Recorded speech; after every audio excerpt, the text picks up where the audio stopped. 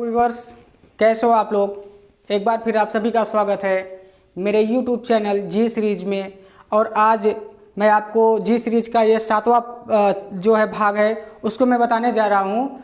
और इस वीडियो में मैं आज आपको हिंदी वाक्यों का अंग्रेजी में कैसे अनुवाद किया जाता है उस नियम का ये पहला भाग होगा, पहला पार्ट होगा। यानी एक प्रकार से कह सकते हो कि अनुवाद करने का जो भी नियम होता है उसमें ये सबसे पहला तरीका है, सबसे शुरुआती तरीका है। और इसी एक नंबर के शुरुआत से जो है ये पहले शुरुआत से अब हम इसके बाद धीरे धीरे आगे की ओर बढ़ेंगे।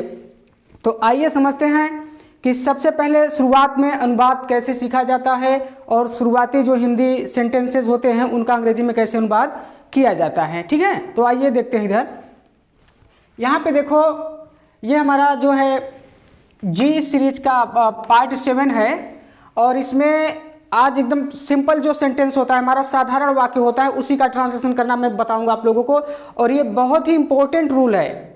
अगर आप लोग जानते हैं तो अच्छा है, अगर नहीं जानते हैं तो आपको हर हाल में इसको जानना होगा अगर आप अंग्रेजी सीखना चाहते हैं तो।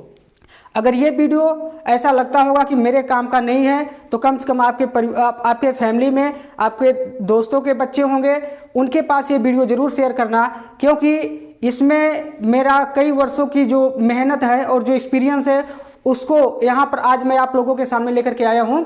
तो आइए समझते हैं कैसे अनुवाद किया जाता है। ठीक है, देखिए, जब आप कोई भी अगर ट्रांसलेशन करते हैं तो सबसे पहले आपको ये जानना जरूरी होता है कि हमारा सब्जेक्ट क्या होता है और वर्ब क्या होता है।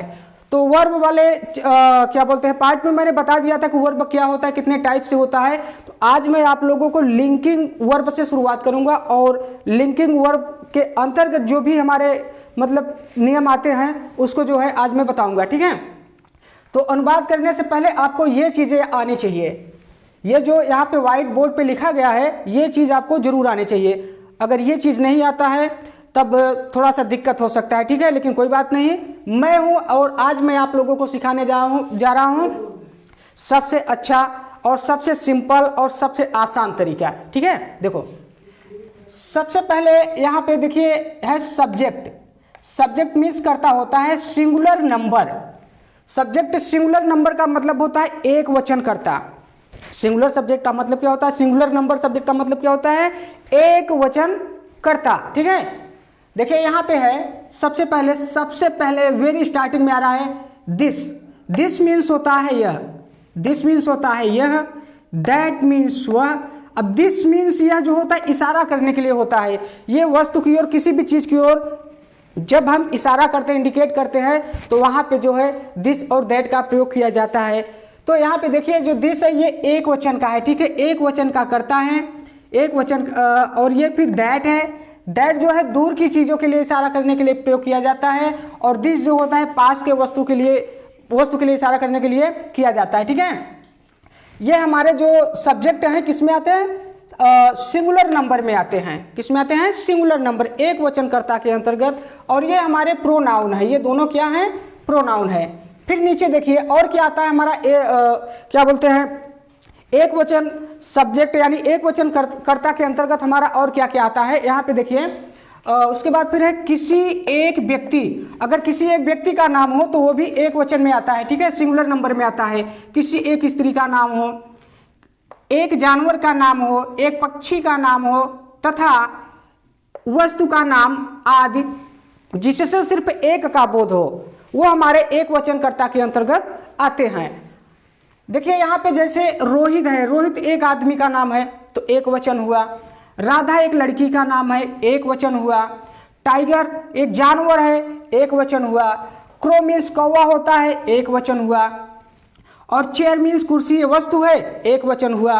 तो ऐसे भी सिर्फ एक का बोध कराने वाले जितने भी हमारे नाउन होते हैं वो सारे क्या आते हैं, सब हमारे सिंगुलर नंबर के अंतर्गत आते हैं, एक वचनकर्ता के अंतर्गत आते हैं। अब देखिए फिर हमारा यहाँ पे अगर हमारा सब्जेक्ट एक वचन, मतलब अगर हमारा कर्ता एक वचन के अंतर्गत आता है, सब्जेक्ट हमारा एक वचन है, तो उसके बाद जो क्रिया लगेगी हमारा वर्ब, देखिए यहाँ पे वो भी हमारा वर्ब भी हमारा एक ही वचन का होगा। तो मैंने यहाँ पे एक वचन कर्ता लिख दिया है। अब यहाँ पे देखिए एक वचन संयोजक क्रिया। अभी मैं सिर्फ संयोजक क्रिया के बारे में बताऊंगा, क्योंकि भी मेन वर्ब का प्रयोग नहीं हो रहा है। जब मेन वर्ब का प्रयोग होगा तो थोड़ा सा आगे और बताऊंगा। तो देखिए हमारा वर्ब जो है सिंगुलर नंबर, एक वचन क्रिया, ये यहाँ पे जो है ये सब क्रिया है, ठीक है। अब एक वचन कर्ता मैंने बता दिया, अब एक वचन क्रिया देखिए लिंकिंग वर्ब। लिंकिंग का मतलब होता है जोड़ने वाला, ठीक है। तो ये लिंकिंग वर्ब से संबंधित सारे अनुवाद होंगे यहाँ पर। अगर हमारा जो क्रिया लिंकिंग वर्ब जो है संयोजक क्रिया, अगर एक वचन है, सब्जेक्ट हमारा एक वचन रहेगा तो क्रिया भी एक वचन की रहेगी। तो देखिए एक वचन संयोजक क्रिया क्या होता है, एक होता है के लिए हम प्रयोग करते हैं इज, और अगर था है तो था के लिए प्रयोग करेंगे वाज, अगर होगा रहेगा तो वहां पे हम प्रयोग करेंगे विल बी, ठीक है। तो अगर हमारा सब्जेक्ट एक वचन का रहता है तो जो क्रिया होगी संयोजक वो भी एक वचन की होगी, इतना जरूर ध्यान रखना। अगर कर्ता एक वचन है तो क्रिया भी एक वचन की होगी।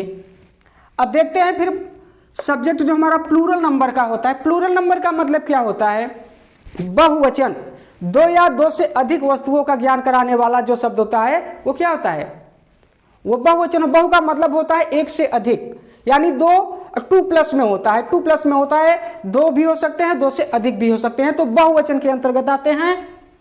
तो यहाँ पे जो हमारा सब्जेक्ट है यानी कर्ता जो है, देखिए बहुवचन कर्ता क्या होता है, कौन कौन से होते हैं। सबसे पहले हमारा आता है दीज। दीज मीन्स होता है ये पास की चीजें, जो बहुवचन जो ढेर सारी चीजें हो, पास की चीजों के लिए यहाँ पे, तो पास के वस्तुओं के लिए होता है ये बहुवचन करता है हमारा। तो दीज मीन्स होता है ये पास की ढेर सारी, ठीक है। फिर हमारा आता है दूसरे नंबर पर दोज। दोज मीन्स होता है वे जो दूर की चीजें होती हैं, मतलब ढेर सारी चीजें, दो या दो से अधिक चीजें अगर दूर है उसकी ओर इशारा किया जाता है तब हम दोज का प्रयोग करते हैं। यह भी हमारा बहुवचन के अंतर्गत आता है, प्लूरल नंबर के अंतर्गत आता है। उसके बाद फिर हमारा नंबर आता है आई मीन्स होता है मैं, ये भी बहुवचन है। उसके बाद फिर आता है हमारा वी मीन्स होता है हम या हम लोग, ये भी हमारा बहुवचन है, ठीक है, प्लूरल नंबर। दे मीन्स होता है वे या वे लोग, ठीक है। उसके बाद फिर हमारा नंबर आता है यू, तुम या आप, ये हमारे बहुवचन के अंतर्गत आते हैं, यानी प्लूरल नंबर सब्जेक्ट हैं, ये बहुवचन करताएं हैं। कितने वचन हैं, बहुवचन, प्लूरल नंबर सब्जेक्ट, ठीक है। फिर नीचे देखिए एक और होता है, दो या दो से अधिक व्यक्ति का नाम हो, स्त्री का नाम हो, जानवर का नाम हो, जानवरों का नाम हो, पक्षियों का नाम हो तथा वस्तुओं का नाम हो आदि हो। यानी जब हम दो से अधिक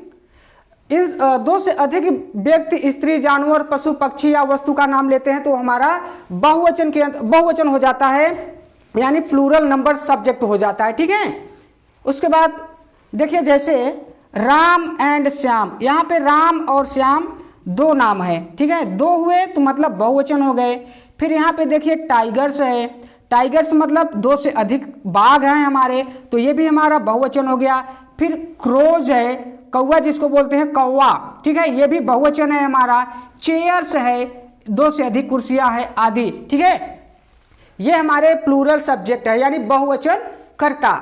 अब देखिए अगर हमारा सब्जेक्ट यानी कर्ता अगर एक वचन रहता है तो क्रिया हम एक वचन का लगाते हैं, और अगर कर्ता हमारा बहुवचन का रहता है तो क्रिया हम बहुवचन का लगाते हैं। अब देखिए बहुवचन क्रिया क्या होता है या हो के लिए आर का प्रयोग किया जाता है या हो के लिए किसका प्रयोग किया जाता है, आर का, ठीक है।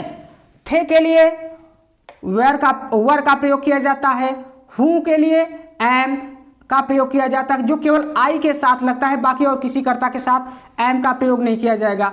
होगा के लिए शैल बी, ये भी केवल सब्जेक्ट जब आई रहेगा या फिर बी रहेगा तब हम होगा के लिए शैल बी का प्रयोग करेंगे, और उसके बाद बाकी जो हमारे सब्जेक्ट बचते हैं उसके साथ हम विल बी का प्रयोग करेंगे। देखिए होगा के लिए विल बी होता है और होगा के लिए शैल बी का प्रयोग आई बी के साथ होता है, और विल बी का प्रयोग आई बी को छोड़ करके बाकी जितने भी सब्जेक्ट होते हैं सबके साथ इसका प्रयोग किया जाता है, ठीक है। तो आइए एक बार फिर मैं समझा दूं। देखो यहाँ फिर एक मैंने नोट लिख दिया है, एक वचन कर्ता के साथ, ठीक है, इतना ध्यान रखना। अगर सब्जेक्ट हमारा एक वचन है तो क्रिया भी हमारा एक वचन का लगेगा। अगर सब्जेक्ट हमारा बहुवचन है तो क्रिया भी हमारा बहुवचन का लगेगा। इस पॉइंट को नोट करिएगा, ठीक है। अब आइए मैं आपको एग्जाम्पल के जरिए समझाता हूं कैसे इसको हल किया जाता है, ठीक है। तो यहां पर जो है एक वचन कर्ता और बहुवचन कर्ता, ठीक है। एक वचन कर्ता, बहुवचन कर्ता और एक वचन क्रिया और बहुवचन क्रिया मैंने तो बता दिया। अब देखिए अनुवाद हम कैसे करते हैं, ठीक है। तो जब आप अनुवाद करते हैं तो आपको 3 टाइप से जो है आपको ट्रांसलेशन करना पड़ेगा।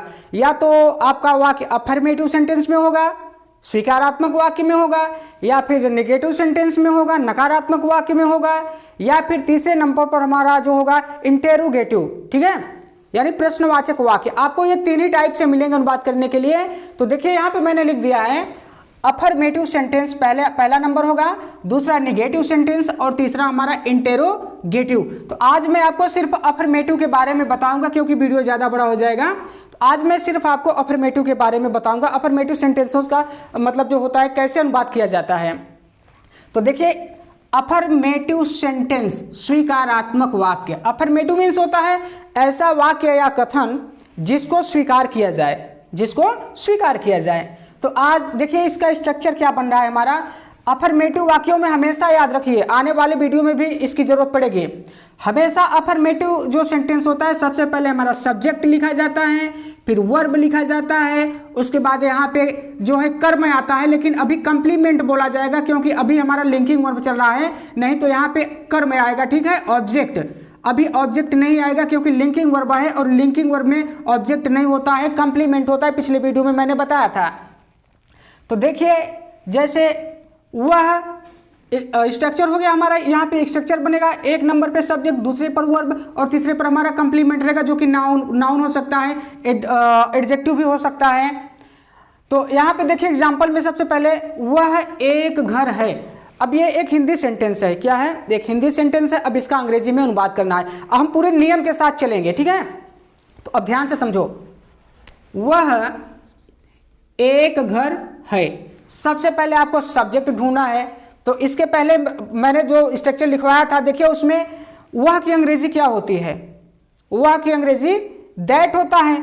तो जब अगर सब्जेक्ट हमारा दैट है तो यहाँ पे ये एक वचन है। जब अगर कर्ता हमारा एक वचन है तो क्रिया भी कितने वचन की होगी, एक वचन। और एक वचन के लिए सिंगुलर के लिए हम है के लिए क्या लगाते हैं, इज लगाते हैं। पहले नंबर पर सब्जेक्ट, दूसरे नंबर पर वर्ब आ गया ना, लिंकिंग वर्ब। उसके बाद बचा क्या, कंप्लीमेंट। कंप्लीमेंट क्या है, एक घर, अ होम, अ होम, ठीक है। दूसरा यह एक चूहा था। अब यह देखो दिस मीन्स क्या होता है, यह एक वचन है या बहुवचन, एक वचन है, सिंगुलर है। तब था के लिए हम क्या लगाएंगे, वाज लगाएंगे। बचा क्या, एक चूहा, अ रैट, ठीक है। तीसरा देखिए राम एक डॉक्टर होगा। अब देखिए राम हमारा सिंगुलर है, ठीक है। अब होगा के लिए विल बी या शैल बी में से हम किसको लगाएंगे, शैल बी का प्रयोग आई और वी कर्ता के साथ होता है। तो यहां पे क्या होगा, होगा के लिए विल बी का प्रयोग किया जाएगा, ठीक है। उसके बाद एक डॉक्टर हमारा कंप्लीमेंट है, अ डॉक्टर हो जाएगा, ठीक है। फिर देखिए अगला, सीता एक लड़की है। सीता एक किसी लड़की का नाम है जो कि एक लड़की का बोध करा रहा है, सीता। सीता से कितने का बोध, कितने लड़कियों का बोध हुआ, एक का हुआ।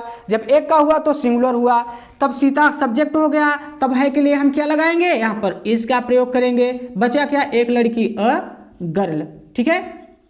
समझ में आया, बहुत नॉर्मल सा है, कुछ नहीं है, ठीक है। अब देखिए बहुवचन का प्रयोग कैसे करते हैं बहुवचन में। अब देखिए हमारा बहुवचन करता प्लूरल सब्जेक्ट।